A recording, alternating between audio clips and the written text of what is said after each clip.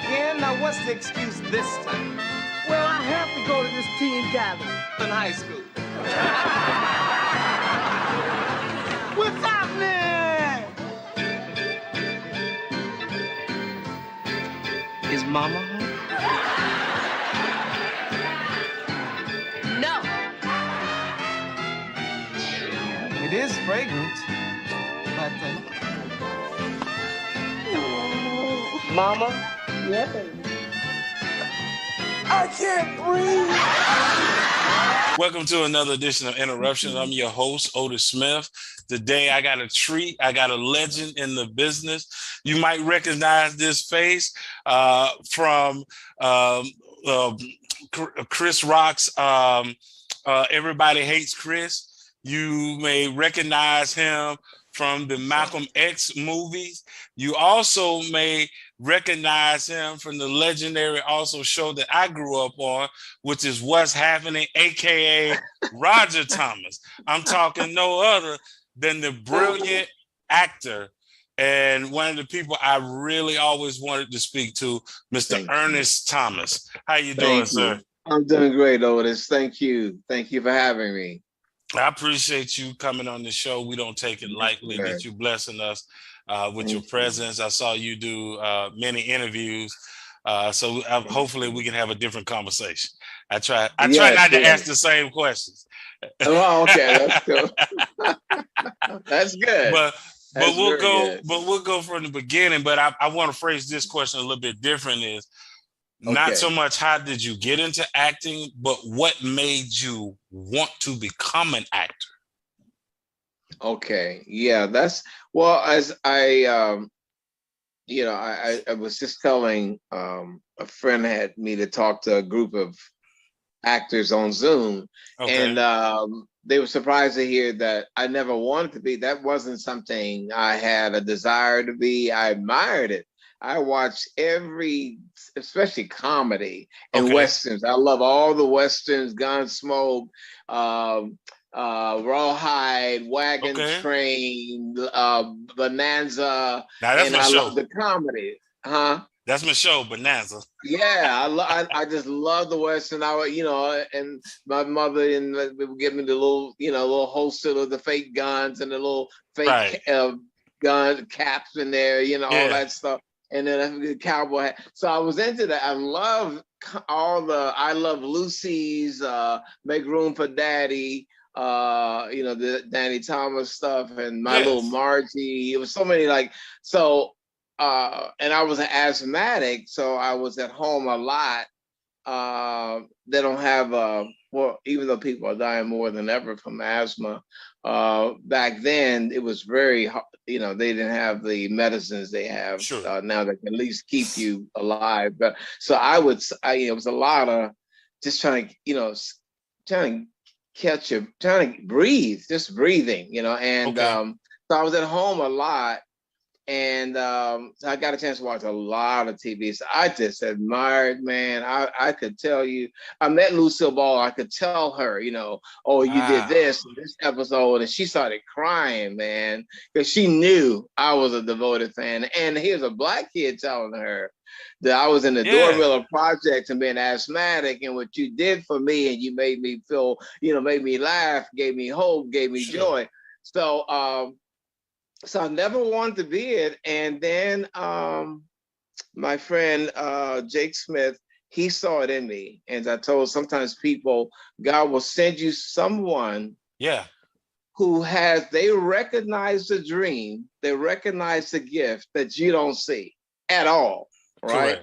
Yeah. And so my friend Jake Smith, who still is in Gary, Indiana, didn't want anything, didn't want to manage me, but he was a fanatic about me becoming an actor because I would make him laugh, just being silly, but I'm just being silly, you know, but to him, I was good enough to be on TV and in movies to him. And so I don't know what the hell he's talking about, So the more then I took a course, he said, well, at least take a course in it. And when I took the course and, they're telling you, well, you're going to be somebody else and you got to do you do like a background biography about the person. So the whole make-believe thing. Sure. That was it. the fact that I could make Philly, because I have an incredible imagination anyway, and now I had a way to really use it. Because I have incredible imagination. So I'm vivid imagination, right? And like when music comes on, I automatically have a whole video separate from what they've done. I do that. Oh, wow. Or I can meet you, and I can meet you, and you start telling me about your family and all that. I start visualizing stuff. I start seeing, yeah. So I would say the answer is that it was. What a great avenue and an outlet for my imagination and the fun of being someone else, especially when you don't want to be who you are, because I was asthmatic. I mean, by that time I'm in college, so I'd grown out of the asthma. But the old wounds were the fact that the father I never met. Gotcha. So my sister knew her father, but I never met the man. So that's something that always bothered me, and the fact that we was on welfare and relief, that bothered me. The fact that I was bullied, because I was small and because I was on welfare, and that they, and all black folks, it was all black grade schools. So when white people, when I went to the South now, the racists, as they hate your guts, so they call you nigger and all that. So that during the summer, I would go to the South to visit my Aunt Gussie, my Aunt Betty. And then you have to make sure, because of Emmett Till, you don't want to end up like Emmett Till. So you remember that photo in Jet. So my mother and grandmother said, this is what happens. All right, I don't want you to end up like that.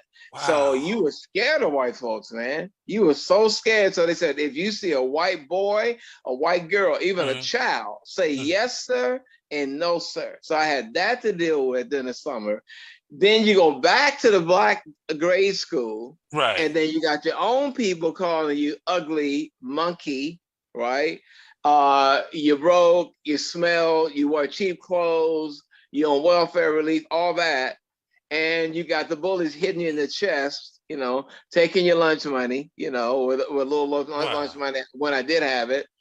And so it was, I found I would escape by watching it as a child. But now I could actually be a character and escape totally.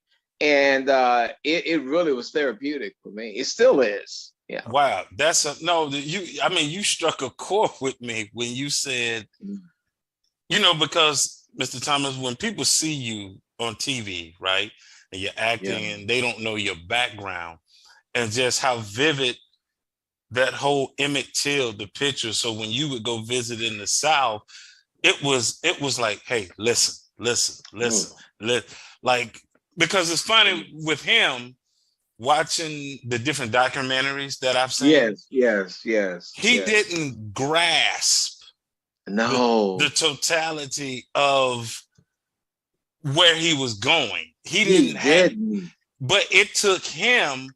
It's funny because it took him for everybody else yes, brother. Everybody else. I'm telling you, you could not escape. I'm glad the mother said, no, I want an open casket. I want everybody to see, and then she described it too, what she saw when she picked up. So that was such, it's the worst thing ever for a child, to see, to know that there's possibility that people can get away with it because they weren't prosecuted. So not only could white people do this to me as a little boy, but then no one would do anything about it. Yeah.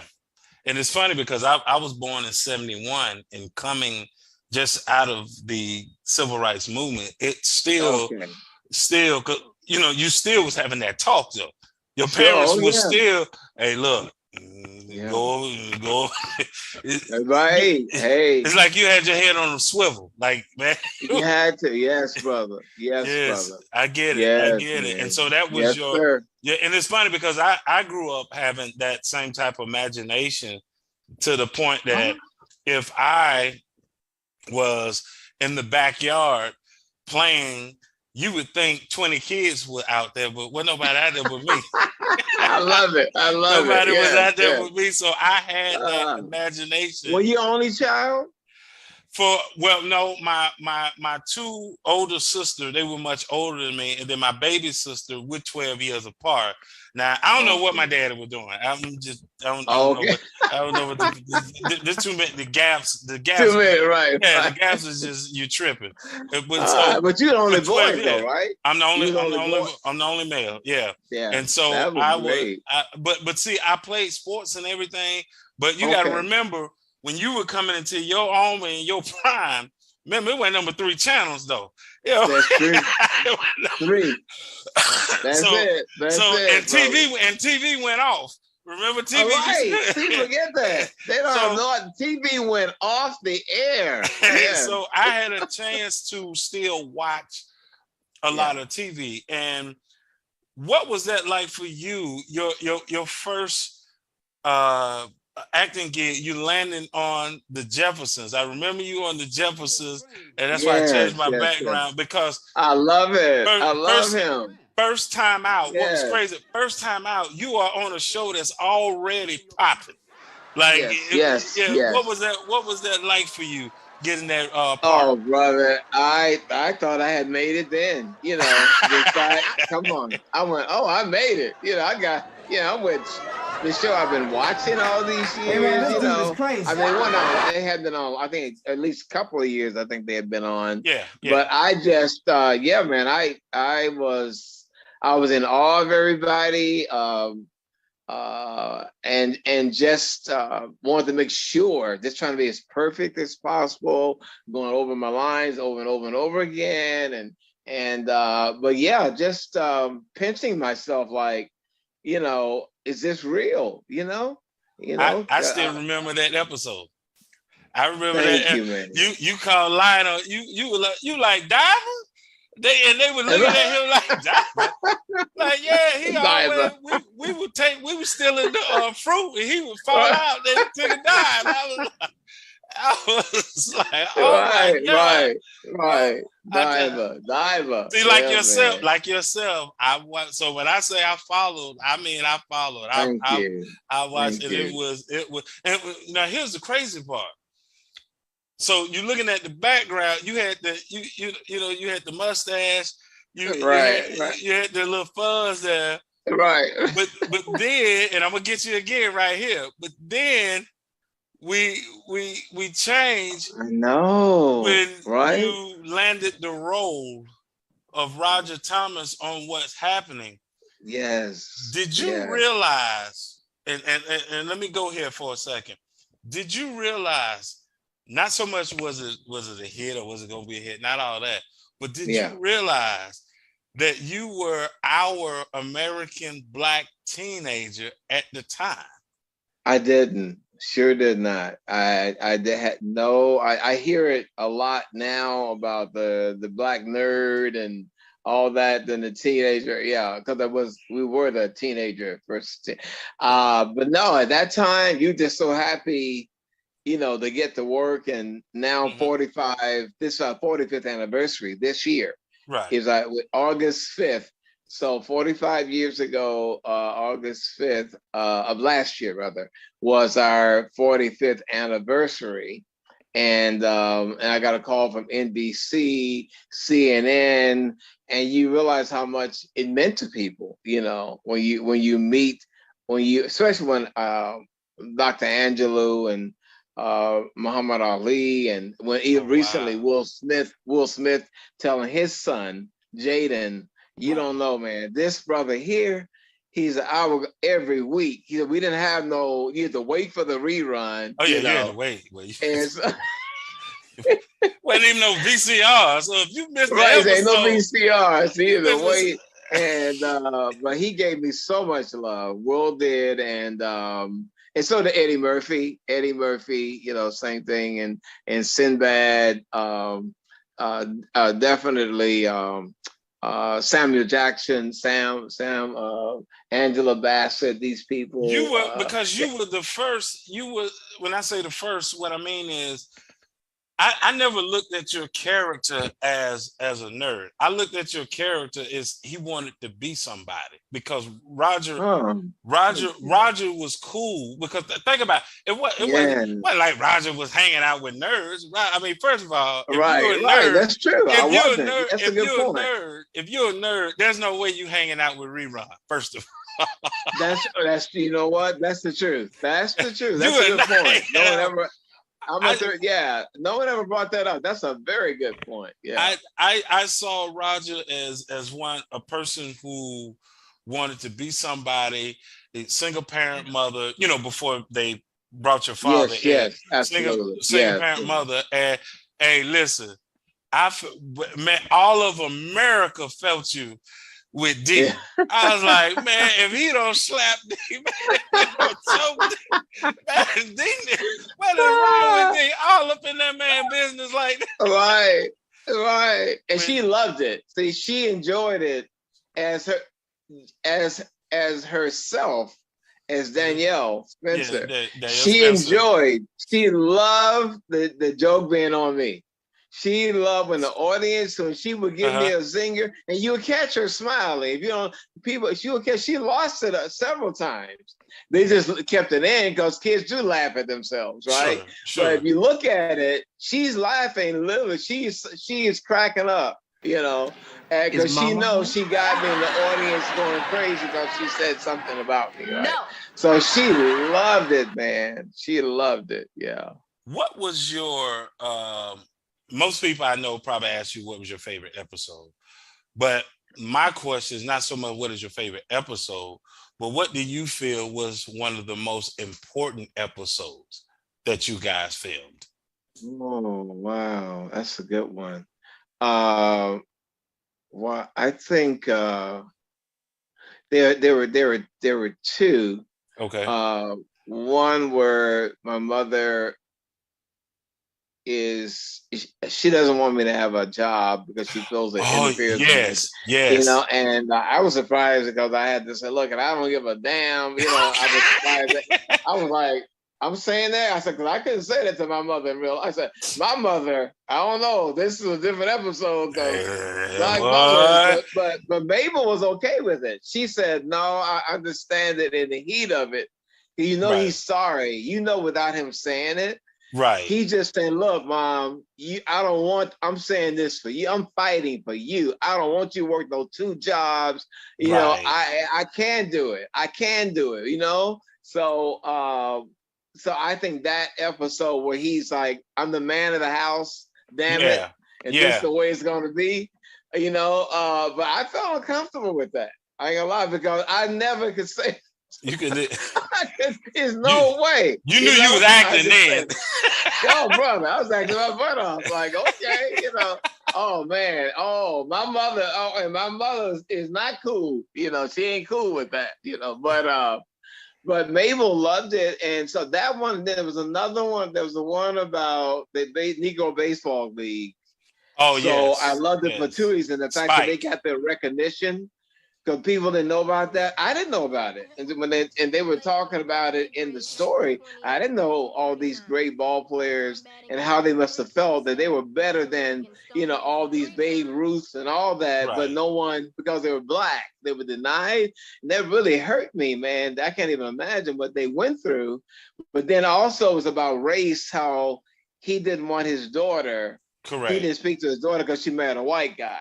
Right. So I liked that, and I just thought, and then I liked the connection of he's a senior citizen and Danielle, little D. Correct. How they connected, and she had to school him, like what you saying, don't make sense. I don't speak to my daughter because she married a white man. He said, which one? She said, which one?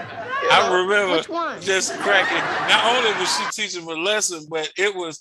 The way you guys broke that down, the simplicity, like, well, that's dumb. Like, right. Because here's what people miss that I got with that, Mr. Thomas, was this. Kids at that age, it's either black or white. Yes. So it's either right or wrong.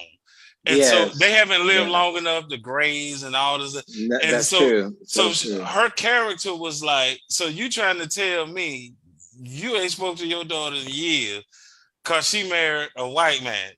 Like right. that don't even, when you say it out loud, it don't even sound right. When you say it out loud, right. Really? Right. That's And so true. Right. Really? Yeah.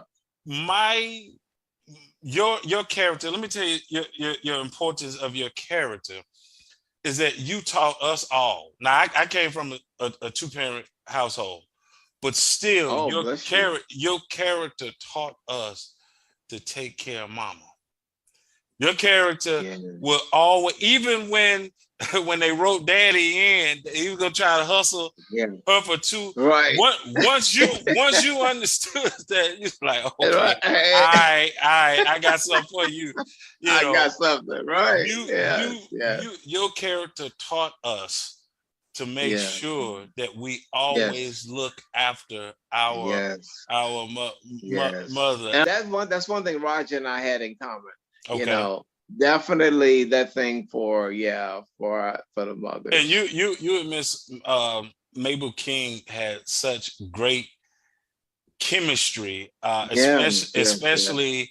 I'm talking about the comedic chemistry. Your character would get in trouble. And I felt you, man, because I was like, wait a minute, he's a little too old to be getting a whooping. This don't even make no sense. Black mamas. And she was like, and I love, because it's in syndication, so I get to always watch it. And I love the episode when she said, Roger, give me your belt, and you started laughing like, mama, come on, what you doing? You ain't used this on me in years. Your chemistry with Miss Mabel King was uncanny. Now, as a kid growing up, my favorite line by you was "Mama, I can't breathe." Mama. That and here's why, because I had a cousin at the time that favored you far as in body stature. And, and so my aunt, his mother, is a heavy set, woman. So we used to laugh like, boy, if your mama hug you like that. I can't tell you how many of the big girls would grab me and want me to tell them that. They were like, come on. They want me to recreate that moment. Yeah. So that's what you tell them. That's what you tell. Now I got paid to say that. Now you try to do stuff for free. Now you do it too much. Right. They get free. What was it like also for you working with now the late Sidney Poitier and Bill Cosby? You've worked with some incredible actors.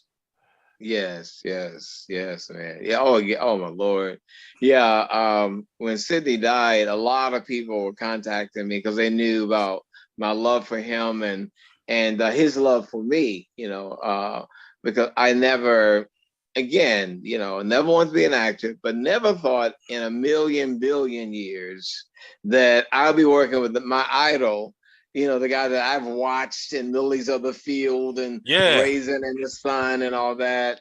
To me, he was just huge, like so bigger than life. And when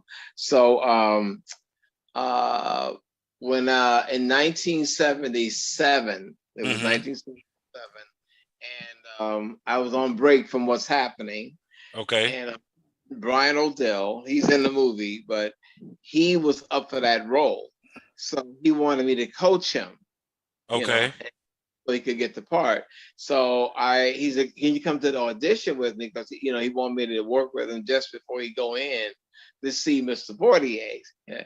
And so when I got there, he comes out and he sees me, and man, he was like, man, I know you and all that. And I'm a fan. Watch What's Happening. I said, come on, you got to tell me that. You don't watch no What's Happening. Right. I said on my Facebook page, post, he started imitating, which I wish, at that time in 77, we didn't have the phone. Sure. He he did an impersonation of me. Okay. Oh wow. Seen from What's Happening. So you knew he didn't, and he did it verbatim. The exact line. So then he was like, man, you know what? You look like me. I said, here we go. Here we go. You better looking. You better looking, right? I went, look, man, look. I said, look, you know, you ain't got to do all that. I love you. I idolize you. He said, but you're going to be in my movie? I said, well, you know, I'm on break, you know. He said, wait a minute. You don't want to be in a movie with me? And when he said it like that, you really thought, wait a minute. Okay. I may not get this shot again. You know? And I went, hell yes. Oh. Yes.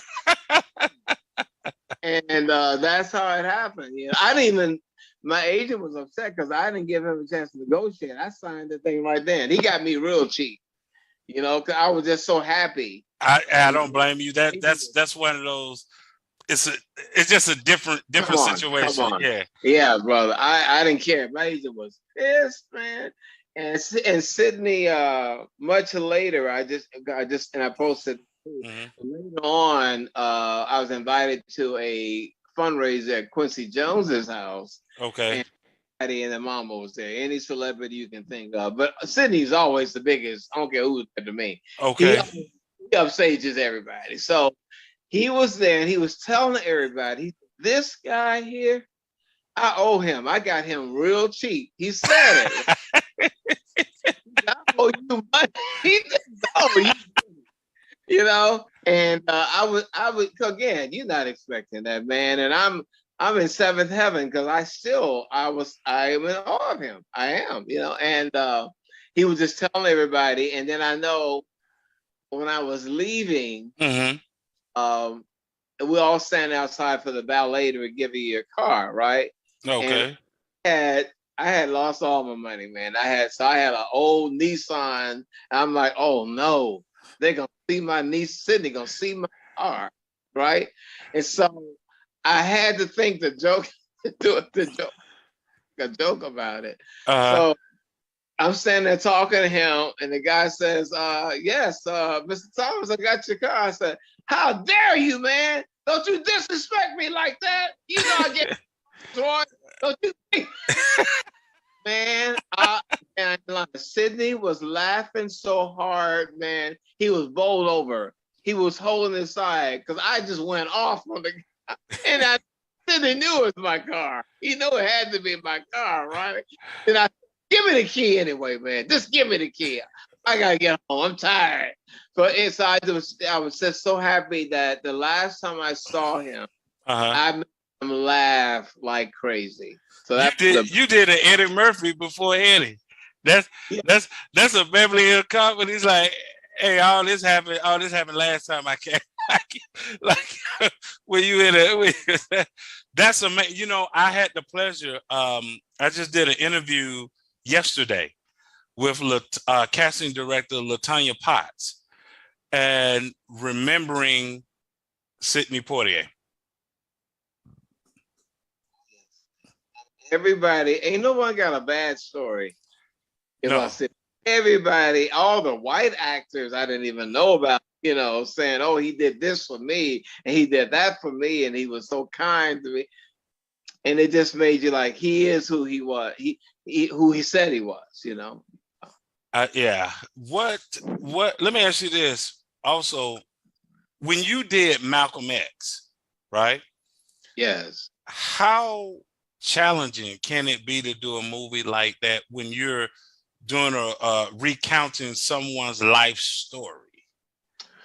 Yeah, it's very hard because there are death threats. You know, there are a lot of people. I mean, of course, now they know that Spike Lee is a genius, and he did. Right.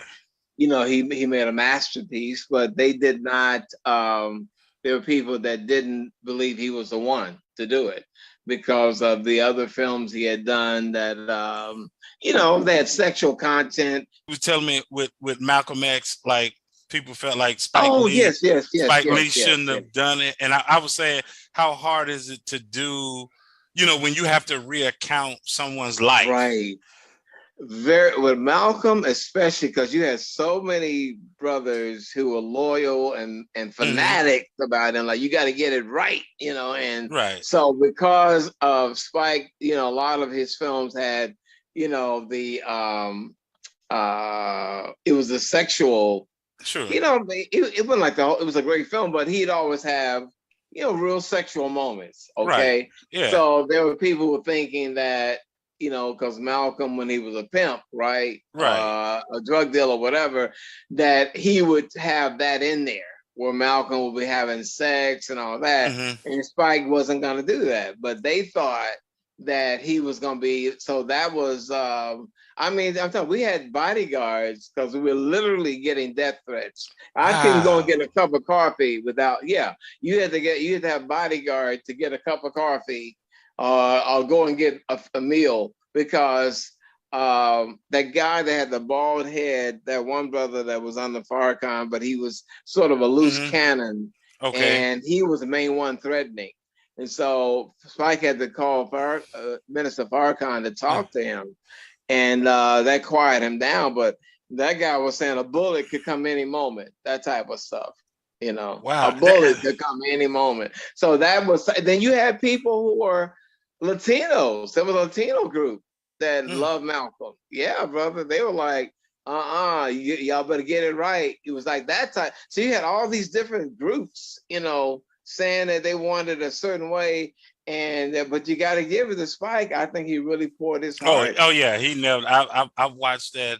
So I went to the movies to see it, and then after, when it comes on TV or cable, whatever, and matter of fact, last year I spent a lot of time watching documentaries on Malcolm X, listening to speak. Now, I was fortunate enough to the high school I went to, George Washington Carver in Atlanta, that I read Malcolm X book 3 times in high school. Your mute is on. You hit it again. Yeah, what because I know you said you also got to do a screening or audition, so to speak. How have you evolved since that guy that showed up on the Jeffersons to you are now? How have you evolved as an actor, as a person? Great question, brother. Such a great question. It has been, again, 45 years. And yeah, I would say definitely leaps and bounds, where, and God, I just thank God. God is so loving and so forgiving, right? And the prodigal son is celebrated. And I was that prodigal son because God gave me everything I asked for. I asked for a TV show. I asked to be the lead in a TV show, right? But beyond that, I didn't see. He gave me more than I asked for. Put it like that. I did not see me being admired by people that I admired. Like all that. So I took it for granted and started partying and drinking and doing all the part. So I really sort of made that the God. So all of a sudden now the show is a God, partying is a God, the drug is a God, all that, right? Right. In the moment, because you still believe, but you're not doing Matthew 6:33, where it says, first seek ye the kingdom of God and his righteousness, so you really don't, so you don't realize you're really putting all these things on top of your salvation, you know? So all these layers, these worldly layers on top of your salvation, and you don't realize it's choking your spirit, it's choking you. So it got to the point that, I remember Yusuf, my brother, he was killed by this racist policeman. And there's some good police. I'm just I get you.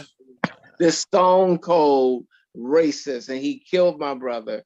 But he was a big brother. He loved me, brother. He would always get on me about, getting myself together and the drugs and all that. And so he was always on, and he saw he never was with me when I got high, but one day I ran into him while I'd been high that night before, and he said, "My brother, your light is dim." And that broke my, when he said that, brother, he said, "Brother, your light is dim, brother. God can get you higher than any drug, any freebase, any crack, any liquor." And so it really hurt me. And yet I had to, I ain't gonna lie to you. It wasn't like I was gonna quit that day though. It's Right. I like, get it. I know, I hear you, but brother, I need me a hit right now. You talk about humor, right? Yeah, I know, but you got a couple dollars. I need a hit. Yeah, we can talk about that tomorrow. All right. Right. So when you can't recognize yourself in the mirror, all right. When you look in the mirror and you're like, oh my God, you see the dark circles on the eyes and all that. And so it was a long, and my niece asked me, so Uncle Ernie, you know better. Because I grew up Kojic, Church of God in Christ, Pentecostal. Ooh, not Pentecostal. Like oh Lord. Oh yeah. Brother, You've been in church for a long time. Brother. Can we talk? Okay, can we talk? So I know. And she said, how would you? I said, curiosity. I was bored, and I actually said, I said, God, I said, Lord, I'm good, but I'm bored. I mean, everybody having fun. They're out there partying. He said, like I'm missing something, right? So I actually said, Lord, let me just play hooky. Let me play hooky for a while. I'm a good person. Right. No, I just need to party. Can I just have some fun? So then you start your, a little weed at first, and you do a little cocaine. So all that. So the answer to your question was just spiritually, as they said, the prodigal son, when he came to himself, then he went back. Is that he came to himself, then he went back to his father and said, Dad, look, I'll just take a servant's job. I'll take and they celebrated, and Christ said how heaven celebrates the prodigal child, and how they rejoice over the one lost sheep, over the 99 that saved, That's right. Because those are my friends, because they wanted to make it worse. They were like, they would always bring up what I did wrong, And for a long time, because I didn't know about that passage, I always felt bad that I had gotten high at all. And then once someone showed me that, they said, "Oh no, brother, no, you celebrated. You're the prodigal child. God came and got you. He brought you back. More than a conqueror." It wasn't what they were saying. They really, and these are Christian folks, by the way. That condemn me still oh yeah, I remember you used to get high this way and that way. So I learned too to cut off some people, to excommunicate people, because I clung to people like, I just was a people pleaser for the first 40 years. I'm 72 now. For the first 40 years of my life, I've been the last 32 years, I've just gotten rid of people. I've really cut, and it was hard because people you've known for so many years, but you realize, you know what? You're not really my friend. Do you think, especially in the industry that you're in, let me ask you, and I'm going to tell you why I'm asking this question. Okay, yeah. But do you think you was misunderstood to the point that you was misunderstood? Because remember what you said, you was trying to fit in, because you like, normally you do your job and then you go home, but then the curiosity, and it took you also now to you had to get to where you were just comfortable of just being Ernest Thomas, to realize I don't have to fit in with. No, I ain't got to fit. And the reason I asked that question was this: I interviewed Mr. Carvin Winans, and he had a song called "Misunderstood." And I told him that song spoke to me, and he asked me why. He wanted to see that I get the song. And basically what the song is like, I'm doing things trying to please you because I'm trying to fit in. But I really don't fit And that is why I'm misunderstood, because the people I'm trying to fit into know that this ain't me either. And so I'm misunderstood. So until I can get around my people, my crew, then I'm not misunderstood anymore. Yes, absolutely. Gotcha. Absolutely misunderstood. Because I will meet pimps. Now they've gotten their life together. I've used, because the pimps and prostitutes were my only friends. They're the ones who befriended. The church folk looked at me like, oh yeah, you messed up. You really messed up. They didn't quote no script about forgiveness. You just messed up. You got a golden opportunity and you blew it. God gave you an opportunity, and you did the worst thing. Ain't no comeback for you. They didn't give me nothing. But the pimps and the prostitutes, Brother Otis, pimps and the prostitutes who I tried to avoid, they would see me, on Sunset and all that, and hey, and I'll be rushing, trying to get away from them. Then one day they said, "Hey, man, we ain't trying to hurt you. We love you, brother." And I said, "Wait a minute, what they are? They ain't trying to hurt me." I'm not used to being in the company of pimps and prostitutes, especially being coaching, right? So, but once I received them, and they weren't trying to hurt me at all, brother. They would give me money. They made sure I ate what the women make sure you took the vitamins and all that. So yeah, I was definitely, like you said, you're trying to fit in with people that know you really don't fit in. Right. So, and they're trying to get, what are you doing? Why, even, a drug dealer would even look at me. I would sit there. I was a pimp. He's a pimp and a drug. He got killed, JR. But I was just there, sitting there, and they had the girls coming through. I'm just sitting there getting high with the free base, and he looking at me, right? Mm-hmm. And he says, man, so he just said, so what do you, what's going on with you? What's in, I just said nothing. I'm just looking for a new show. My show was canceled. I got depressed about that. And so he's a man, but you're funny. You're going to get another show, and he see me just sit there, because a lot of them might have been doing orgy. They might start doing sex right in front of me. Right. And so my thing was, I would focus on something because of my imagination, right? I could go away, right? Or I might even get into the sex thing, but not bother anybody. Just mentally, right? Doing my time. Not then I was innocent, like I didn't like. I get you. Pretty girl. These are they girls like you were. How in the hell you be a prostitute? You like a college girl, right? Right. And he's looking at me, observing all this stuff going on, and he says, "You know what?" He said, "You're the strongest nigga I ever met."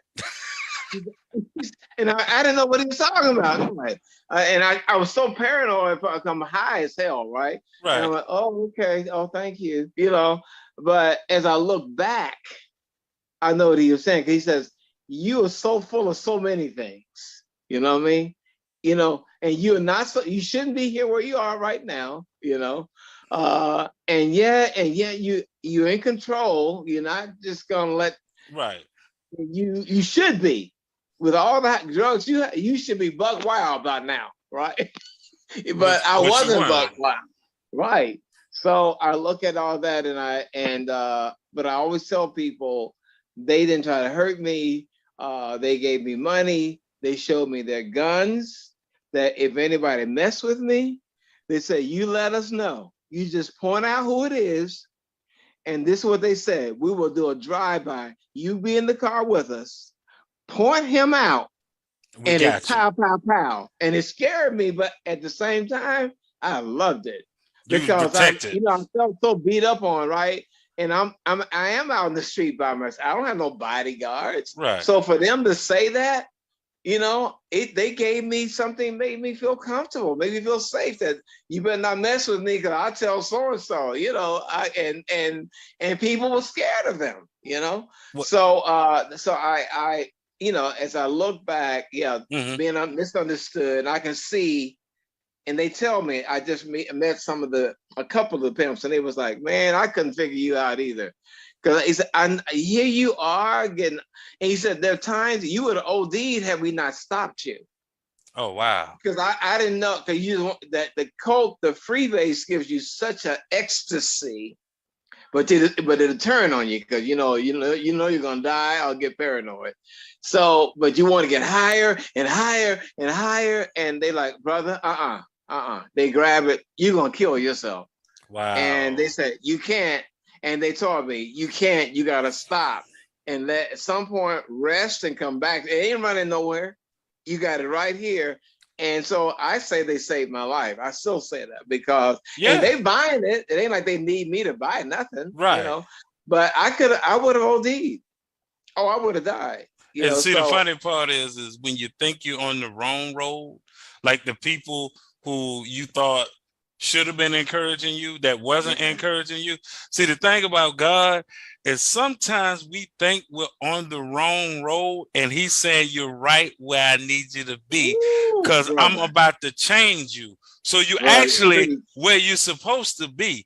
Everybody else don't know this because it's amazing. We think sometimes when everything is going good, that we're on the right road. And sometimes he's saying, no, actually, you on the road to destruction. You're right. So what I'm gonna do is I'm gonna allow you to want to taste this drug. You know why? Because you're gonna sink a little bit, but what's gonna happen is you're gonna run into me. And watch this. Like I named the show, I'm gonna interrupt you. Woo! I'm gonna interrupt you and I'm gonna turn it around. And then when I place you back where you need to be, watch this. You'll know how to handle it. You'll know you'll be more mature. Listen, we all make mistakes. I don't judge anybody for the simple fact is this. If I know Mr. Thomas needs Jesus, what makes me think I don't? Right. So if I got problems, he got problems, then we all just got problems. That's right. That only God can solve. So only God can solve. You are more than a conqueror, man. Right, I champion you, man. My last question for you, because trust me, I want to bring you back on the show.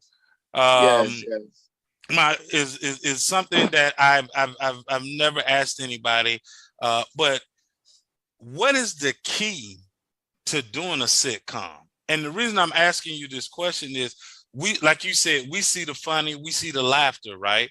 But how do you get the timing that the joke, it hits where it's supposed to hit? It's funny. You guys make it just like you and I talking.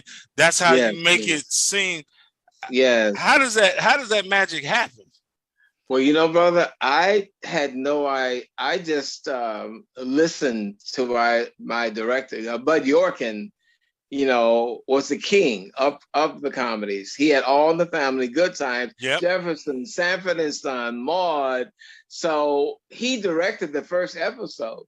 And he was telling me that it's not just about the line you're saying, right?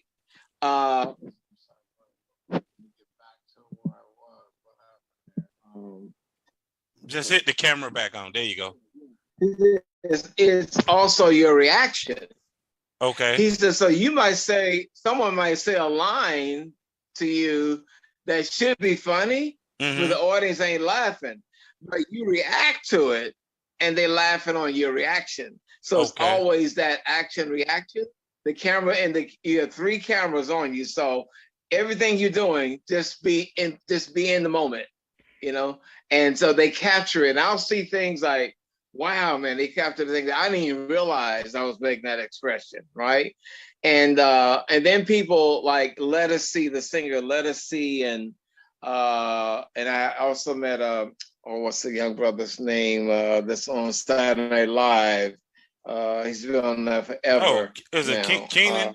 Keenan. I remember he came to see me in a play, and he was like, they were doing like that. We were like bowing, to me like that. That was in like 90 or like 96 and 97, like that. 98. It might have been 98. But timing, I don't know. People say, oh, you should teach a course. Lettuce, as she told me that. She says, you should teach a course in timing. I said, sweetheart, I don't know how I do what I just know that I do it. I just something I feel, Gotcha. Now I did study, like I said, I Love Lucy, Danny Tom, Make Room for Daddy, all these sitcoms. I watched them so many times, and maybe something got in me like that. I would study comedy albums, like Pigmeat and Markham. If people don't know about, that's an old black duet. They were funny, and then the Red Fox, the Red Fox X-rated albums, Richard Pryor, so that that's back in the crazy, day now. all that stuff. I would listen to white and black, and I would try to imitate what I heard. Gotcha. But I think it's just, I think you got, it's a gift from Lord Jesus. And I actually say that before I go on, it'd be a dramatic otherwise. I said, Lord Jesus, and I've been doing this just for the last 5 years. Thank you for the gift, because I still get nervous before I go on. And once I let go, and it was one part I was in the play with, but Loretta Devine, and I love her. And I love my baby, and I don't know, I just could not memorize the long speeches. I could not get it together. But the director was saying, Ernie, man, showtime is in a few hours, bro. I'm a little worried. I said, no, I'll be he said, I'm a little worried. So I got in the dressing room and I said, Lord Jesus, you said, don't worry. And I know I studied this, and I don't know why I feel like I'm losing it today. I says, Lord, I'm going to trust in what you said. I'm going to close this script up. Okay. And Lord, I'm going to surrender to you. Gotcha. Brother Otis, let me tell you something, brother. When I got out there and unleashed that thing, brother, it felt like it was a outer body experience. Like this, God had taken over. I was no longer, it was that God had turned Ernest Thomas had left the building. Whoever that character was speaking. And brother, it was where the people bum rushed the stage. After the introductions, usually are waiting in the lobby. Right. That performance, people like jumped on the stage. And Ernie, that moment with that, they don't know that I have been freaking out, hours, a few hours before that. But once I just did 5 movies this year, by the way, last year in 2020, 5 movies. With COVID restrictions and all that, and I also had a head-on collision. I got a fan for you. Head-on collision. Oh, okay. Come on. So I did. 5 movies, 5 diverse roles. Come on. So God is great. Who we got? Who we got? Get on this side. Get on this side. Come on. This is my daughter. Come on now. Hello. She know you as Mr. Omar. I know you as Raj Thomas. Yes. I just wanted her to be. How are you, darling? How are you doing? He said, "How you doing?" Yes. I just wanted her. I just wanted her to you watched the show? Because I was gonna show you. Bring him here. Bring him here. T-shirt. I'm gonna try to bring you. I'll try to get you a T-shirt. Look who else I got here. Look who else I got here. I got my grandson. Oh man! So we gonna have him watching you too. Okay, yeah. So here's the Mr. Omar T. Oh, hey grandson. Oh, what's his name? Braylon. Braylon, how you doing, King? Young King. Oh, that's beautiful. I just know because I've watched interviews that you've done before. Yeah. And I've watched you talk about how, you know, one generation knows you in one thing and another generation. So I wanted to, I did that purposely to show you, to say, I know you as Roger Thomas, but she know you as Mr. Omar. Mr. Omar. Yeah, and they don't want to hear. The millennials, they don't want to hear about no Roger Thomas. You know, that's Mr. Omar, right? And now, you know what? That's the funny part. You're correct, because you say, no, let me show you. Yeah. Come on, let's go on demand. They be like, look, so I said, you know what? I take it back to the 70s. Then I just do it myself. Then, right. And that I wanted you to see that, because that you are a treasure to our community. Thank you. I love everything that you're doing. Everything that you're doing, and your testimony that you gave. Like I told you, interruptions. I warned you. I said interruptions get interrupted. Well, you ministered to me, brother. You ministered. You were ministering to me too. I told you that's what I'm saying. But that's what I'm saying. I never know how this is gonna go. Right. Yes. You remember.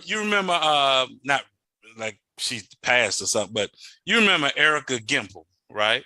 Yeah. Play Coco on the TV show. Right. Oh my Lord, what happened? Where is she? No, I think she's in California. I interviewed her. And she sent me a message through Instagram, and she said she was blessed by the interview. Threw me off. Like, I was like, what? See, I'm telling you, brother. I say the same. I'm telling you right now. I'm telling you right now. Blessed. Thank you. Well, thank you. Right now. I would love to, like I say, bring you back on the show. Normally, when I bring people back on, I like to pair them up, you know, with someone else. And thank you for coming on. You got it. Blessing us with your presence. Continue to be blessed and stay safe out there, and keep doing what you're doing. And I'll be in touch. All right, Otis. Thank you, my brother. God bless you. Again, thank you for blessing me up. All right. Mama? Yeah, baby. I can't breathe. Thank you for watching Soul TV. Please like and share the video. For more great content, visit us on our Roku channel at www.soultv.page or download the Soul TV app on your Roku TV.